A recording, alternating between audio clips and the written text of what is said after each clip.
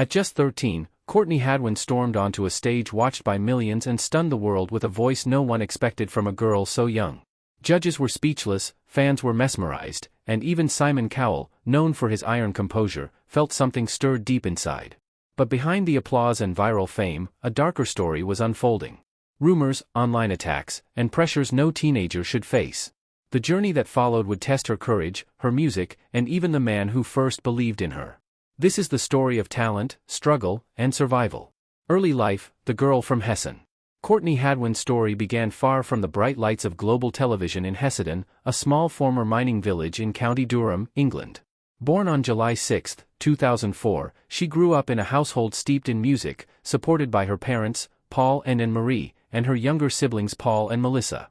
From a very early age, Courtney displayed a rare combination of raw talent and determination. She began singing at home, gradually exploring musical theater and later covering songs that challenged her voice.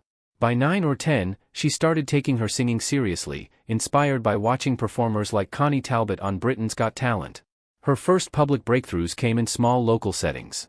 A lunchtime performance at Hessen Primary School singing Say Something by A Great Big World and Christina Aguilera went viral on Facebook, and her classmates quickly recognized that she was no ordinary singer. Determined to improve, she buskied locally to raise money for vocal lessons, demonstrating a work ethic unusual for someone so young. She studied at institutions like Sutton Hall Theatre School, Peanuts Master Classes, Kate Sir's School of Music, and Vocal Ovation by Julie Miles, honing a voice that would later be described as raspy, soulful, and powerful beyond her years. By 2015, she competed in Teen Are UK in Newcastle, reaching the grand final with a rendition of Bob Dylan's Make You Feel My Love, earning early recognition for her distinctive sound. The following year, she won Hartlepool's Performer of the Year award and became a finalist in the Beyond the Light ceremony. In 2016, she auditioned for Open Mic UK, performing Nothing Compares to You, and later opened for Sister Sledge at the South Tyneside Festival in front of over 18,000 people. Her trajectory continued upward when in 2017 she appeared on The Voice Kids UK, performing Tina Turner's Nutbush City Limits, James Brown's I Got You, I Feel Good, and finishing with an I Am Telling You I'm Not Going. She reached the final and became a finalist. These early experiences shaped not only her voice but her resilience. With unwavering family support, her father covering travel costs, and her mother nurturing her potential, Courtney developed the determination that would carry her onto a stage she never imagined. America's Got Talent. It was here that the world would first see a young girl whose talent demanded attention. But behind the triumphs, challenges were already waiting to test her spirit. Breakthrough on America's Got Talent. In 2018, at just 13, Courtney Hadwin stepped onto the America's Got Talent stage, a world far larger than anything she had experienced before. Nervous and shy at first, she seemed almost ordinary, a schoolgirl from a quiet English village. But the moment she opened her mouth, everything changed. Her rendition of Otis Redding's Hard to Handle erupted across the studio with a power and depth no one expected from someone so young. The audience was stunned. The judges were speechless, and even Simon Cowell, known for his unyielding composure and critical eye, leaned back in his chair, visibly moved. For the first time, the unflappable music executive showed a crack in his poker face, acknowledging that he was witnessing something extraordinary. Judge Howie Mandel, captivated by her raw energy and voice that echoed legends like Janis Joplin, immediately pressed the golden buzzer, catapulting Courtney straight to the live shows. Her voice, raspy and soulful, combined with her commanding stage presence, made it impossible to ignore that a star had been born.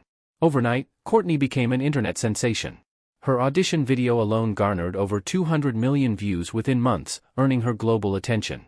Fans praised her as a once-in-a-generation talent, while critics highlighted the intensity and authenticity of her performances. Yet alongside the admiration, the spotlight brought scrutiny. Despite her triumphant rise, the pressures of sudden fame were immense. Every performance was dissected, every move analyzed, and the online world quickly became a double-edged sword.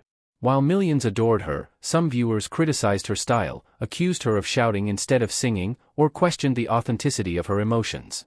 Even at 13, Courtney felt the weight of expectations, and whispers of jealousy and backstage challenges began to surface. The industry, eager to shape her into a polished star, offered both opportunity and pressure in equal measure. Simon Cowell recognized her potential immediately, signing her to Psycho Music in partnership with Arista Records shortly after her AGT run. But he also understood, perhaps better than anyone, the fragility of a young talent navigating an unforgiving spotlight. Behind the viral fame and standing ovations, Courtney was confronted with challenges that would test her resilience, her mental health, and her very desire to continue performing. The stage that had launched her into the public eye was also where the first shadows of her struggle began to form, the pressure and fall. Signing with Psycho Music in partnership with Arista Records at just 14 should have been the culmination of Courtney Hadwin's dreams. Yet, it marked the beginning of one of the most challenging chapters in her young life. Overnight, the shy girl from Heason became the center of attention not just on stage, but across media outlets, social platforms, and the music industry. What had started as exhilarating, the possibility of creating original music and performing for a global audience, quickly turned overwhelming. She was expected to record polished pop soul tracks, attend promotional events, and conform to a carefully crafted image, all while still being a teenager trying to understand herself. The intensity of the industry was compounded by the sudden backlash online. Critics accused her of shouting rather than singing, dismissed her authenticity, and suggested she had manipulated the show's narrative for attention. Some viewers even dug up her previous videos and auditions, claiming she was faking shyness or staging drama. In school, classmates echoed this criticism, leaving Courtney isolated in a world where her remarkable talent became a source of ridicule. Worse, anonymous threats escalated, and for someone barely in her teens, the negativity took a heavy toll.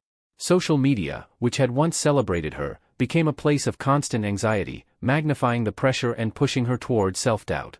By the age of 15, the combination of public scrutiny, industry demands, and personal expectations began to affect her mental health. Courtney retreated from social interactions, spent long hours isolated in her bedroom, and even struggled with harmful thoughts regarding her voice and career. The very instrument that had captivated millions, the raspy, powerful voice, became a source of fear and uncertainty. Her love for performing clashed with the overwhelming weight of fame, leaving her unsure if she could continue pursuing her dreams. Simon Cowell, who had first recognized her once-in-a-generation talent, reportedly broke down in tears upon realizing the emotional strain she faced. Even with his backing and Howie Mandel's support, Courtney's world had become one in which the expectations of the industry collided with the vulnerability of youth. Behind the viral videos and standing ovations, the reality was harsh. A teenager navigating fame at a speed few could withstand, struggling to retain control over her art and protect her well-being. The silence and retreat. After the whirlwind of viral fame, recording contracts, and public scrutiny, Courtney Hadwin made a choice that surprised many. She stepped away. The teenager who had once electrified stages on both The Voice Kids UK and America's Got Talent quietly retreated from the spotlight. For several years, she limited her public appearances, scaled back social media activity, and focused on her personal well-being. What appeared from the outside as disappearance was, in truth, a necessary pause, a chance to reclaim agency over a life that had suddenly been dictated by others' expectations. During this period, Courtney grappled with the weight of early fame. The constant pressure to perform, to meet the standards of record labels, and to maintain an image for millions of viewers had left its mark. Beyond the professional demands, the emotional toll of online hate, bullying, and even anonymous threats lingered. She had experienced firsthand how quickly admiration could transform into criticism, and how vulnerable a young artist could be when fame comes too fast. It was a time of reflection, of acknowledging that the voice that had brought her worldwide attention was not a tool to be exploited, but a part of herself that needed care and protection. Her family remained her anchor during this time. Parents Paul and Anne-Marie along with her siblings provided stability and reassurance, helping her navigate mental health challenges and the complicated feelings tied to her sudden stardom. Courtney began to process the experiences that had left her anxious and isolated. Understanding that stepping back was not failure but survival. Even Simon Cowell, who had nurtured her career, recognized the need for space, reportedly reflecting privately on the pressure that had been placed upon her so early in life. Despite withdrawing from public view, Courtney's love for music never waned. She continued writing, experimenting with her voice, and exploring her artistic identity away from the glare of cameras and critics. These years of quiet became formative.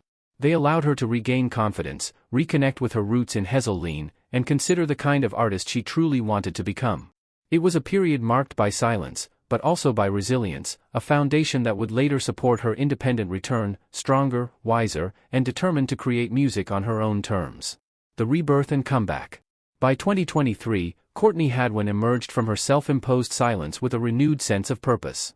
No longer a teenager navigating the ruthless pressures of a major label, she returned as an independent artist determined to create music that reflected her authentic voice rather than conforming to an industry mold.